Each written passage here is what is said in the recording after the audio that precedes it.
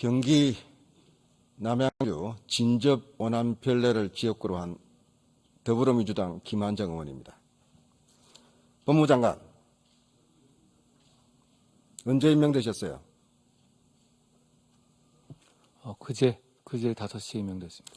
국회 인사청문회 과정에서 반발과 반대가 많았죠? 여러 의견이 있었던 걸로 알고 있습니다. 반대가 있었습니까? 없었습니까? 여러 가지 의견이 있었던 걸로. 여러 가지 말 돌려서 하지 말고 반대가 있었다고 있었어요? 없었어요? 반대하는 분들도 계셨던 걸로. 예. 왜 반대가 있었다고 생각합니까? 말씀해 주시면 잘 듣겠습니다. 말씀해 주시면 잘 듣겠습니다. 뭐라고요? 말씀해 주시면 잘 듣겠습니다. 아니, 동문서답하지 마시고 왜 법무부 장관 인선이 이렇게 논란이 많다고 생각하냐 이거예요. 글쎄요, 제가 직접 제가 당사자이니까요. 저는 나름대로 준비했는데 여러 가지 생각. 자, 대통령이 왜 자기가 데리고 있던 검사를 신복이라고 평가받는 사람을 법무부 장관에 임명을 했고 국회의 반대에도 불구하고 강행을 했다고 생각합니까? 왜 그 이유를 뭐라고 생각합니까? 저는 인사를 받은 당사자이기 때문에 제가 인사권자의 생각을 미리 짐작해서 말씀드리는 건 적절하지 않은 것 같습니다.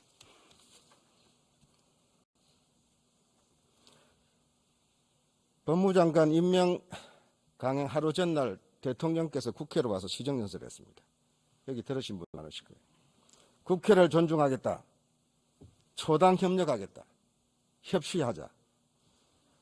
법무부 장관, 협치가 무슨 뜻입니까? 상호 공존하고 이해하는 것으로 알고 있습니다.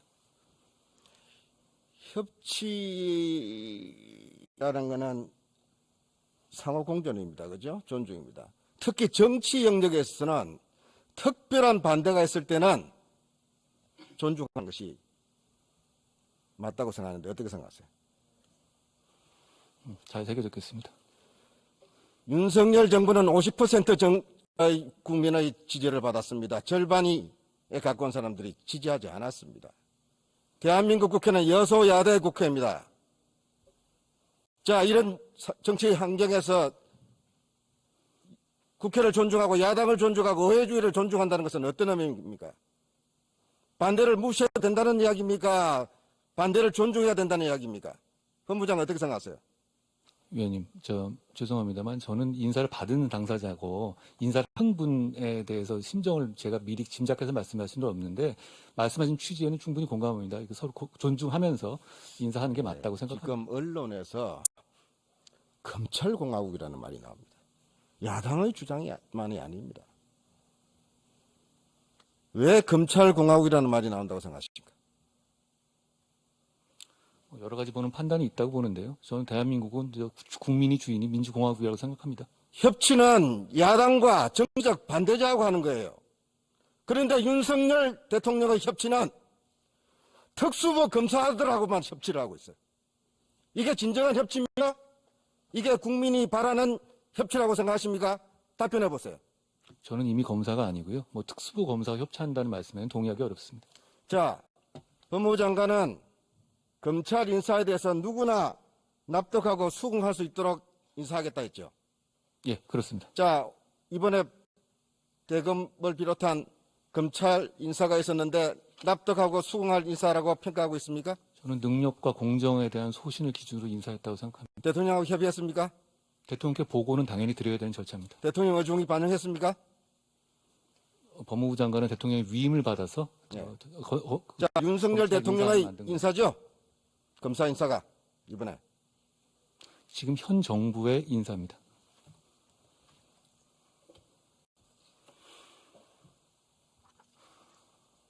경찰청장. 어디 계세요? 예, 경찰청장입니다. 수사권을 경찰에다 주면은 범죄자 못 잡는다, 다 놓친다. 국회에서 이거 야반도주 도와주고 있다. 13만 경찰의 수장으로서 이런 발언에 대해서 어떻게 평가하세요? 예, 언론을 통해서도 입장을 밝혔다시피 지금까지 전체 사건의 99% 이상을 경찰이 수사하고 있고 또 현재 수사권 조정 이후에 경찰 수사에 어떤 특별한 문제점이 발견되지는 않고 있습니다. 단지 인력 부족 등으로 인해서 사건 수사가 진행되는 측면이 있는데 그 부분은 경찰의 수사가 강화되면은 경찰이 수사를 맡게 되면은 범죄자들이 활개칩니까? 경찰로서도 대한민국 경찰의 수사 능력에 대해서 어떻게 평가하고 있습니까? 대한민국 경찰에 대한 특히 수사 부분에는 세계 최고로 인정받고 있고 또 그로 인해 세계 각국에서 대한민국 경찰 수사에 대해서 적극적으로 좀 배우기 위해서 노력하고 있다고. 경찰 수사 단계에서 유력 용의자가 유력 증거로 될 수도 있고 수사에 필수적이라고 보는 핸드폰을 감추거나 증거를 인멸하거나 비번을 협조하지 않을 때 경찰은 어떻게 수사하고 있습니까? 증거를 발견하기 위해서 저희들이 할 수 있는 모든 기법과 수단을 동원하고 있습니다. 법무장관, 예.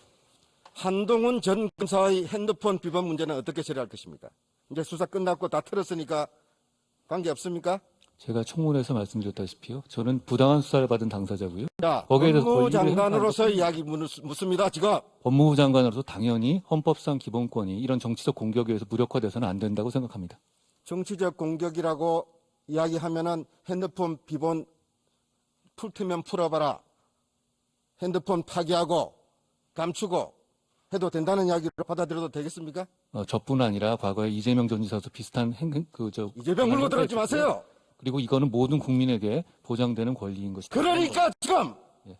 검찰공화국 법무부 장관 반대가 있는 거예요. 정쟁을 일삼고 있어요. 둘이요.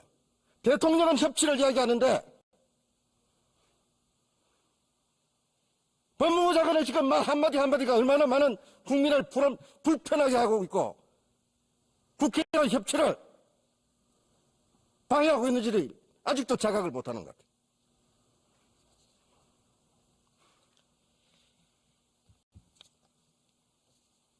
자, 이분 인사 좀 봅시다. 윤석열 정부의 인사에 대해서 통합의 정치, 협치, 이제 좀 정치가 이 국난 상황에서 좀 안정화되겠다. 국민들이 기대를 한 면도 있을 겁니다. 결과는 검사 정권입니다. 결과는 특정 지역 편중 인사입니다. 지금 거의 20명 가까이 장관 임명하고 수석 임명했는데 호남 출신 딱 한 명입니다. 그것도 차관입니다. 또 공간이 의식을 지배한다는 분이 넘겨보세요. 다 강남에 살고 있는 장관들이에요. 이래가지고 우리 집 없는 서민, 강남에 못 들어간 국민들, 정부에 대해서 신뢰할 수 있겠습니까? 우리의 아픔, 우리의 억울함, 우리의 외로움 달래는 정부라고 생각할 수 있겠습니까? 넘겨보세요. 그리고 인사 자체가 독불입니다. 협치하고는 전혀 딴판으로 가고 있어요. 오늘 아침에는 협치 이야기하면서 저녁에는 할테만 해봐라 하고 있어요. 뭐가 문제냐 하고 있어요. 법무장관. 예. 어제 망월동 5.18 묘지 갔다 왔습니까? 예, 다녀왔습니다. 기념식 참석 처음이죠? 대학 때 대학가 언제입니까? 93년입니다. 네, 93년. 그러니까 한 30년 만에 이제 처음 망월동에 가보셨어요. 감회가 어땠습니까? 감회가 깊었고 많은 걸 느꼈습니다. 잘 가신 거예요. 대통령께서 5.18 기념식 참석한 거 잘했습니다. 광주 희생자 유가족들, 광주 시민들이 의연하게 받아들였고 또 정중하게 포용했습니다. 아주 잘 된 겁니다. 자, 법무부 장관한테 묻습니다. 5.18이 폭동이다. 이런 주장을 한 사람이 공직에 있어서 되겠습니까? 안 되겠습니까? 저는 5.18이 대한민국 민주주의의 상징이라고 생각합니다. 자, 질문에 아니 그렇게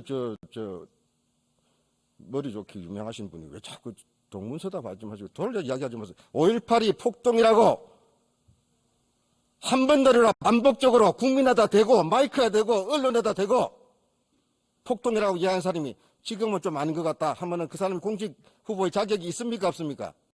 어떻게 생각하세요? 포괄적으로 저 가정을 전제로 말씀하시면 제가 그렇게 말씀드릴 만한 주제가 되지는 못할 것 같습니다. 북한군 개입에 의해서 선동에 의해서 떨어진 폭동이다. 북한군이 개입했다. 저는 그렇게 생각하지 않습니다. 자, 그런 이야기를 방송에 나와서 한 사람이 지금 대통령의 비서관으로 지금 임명이 됐어요. 어떻게 생각하세요? 제가 그 상황을 정확히 모르기 때문에 그걸 전제로 해서 뭘 전제로 해서 자, 이런 문제가 있다는 것을 대통령하고 협의해 보겠습니까? 제가 취임이 이틀째이기 때문에요. 아직 많은 것을 제가 말씀드릴 기회가 있다면 같이 말씀해 보겠습니다. 인사 문제입니다. 대통령 주변에서 국가 정책을 결정하는 데 영향을 미치는 사람들의 이야기입니다. 민주주의에 대해서 정면 도전하는 대통령이 이야기하는 자유와 민주주의 가치에 대해서 어긋장을 놓고 국민을 분열시키고 국가폭력에 의해서 희생된 사람들한테 상처를 후벼파는 짓을 한 사람들을 그대로 용납하면서 무슨 새로운 시대고 협치입니까? 좀 분명하게 얘기해보세요. 원희룡 장관 여기 와 있어요, 없어요? 민주화 운동했죠? 네. 우리가 학교 다닐 때 광주 때문에 아파하지 않았습니까?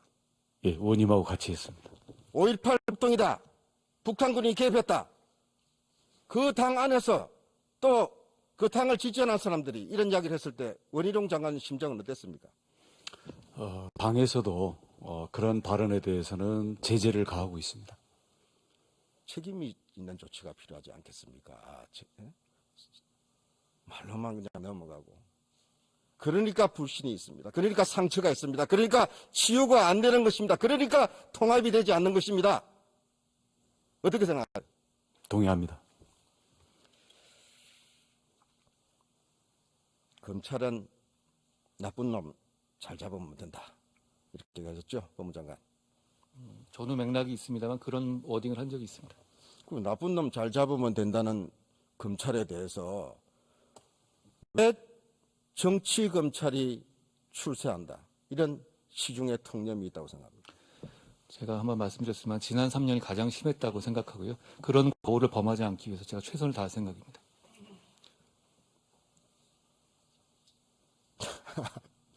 지난 3년이